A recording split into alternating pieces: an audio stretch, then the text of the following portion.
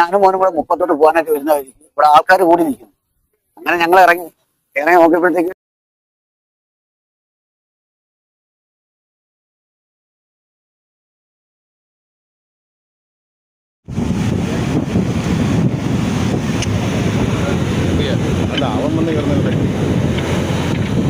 കാറിന്റെ അഭ്യാസ പ്രകടനം കടലിലും.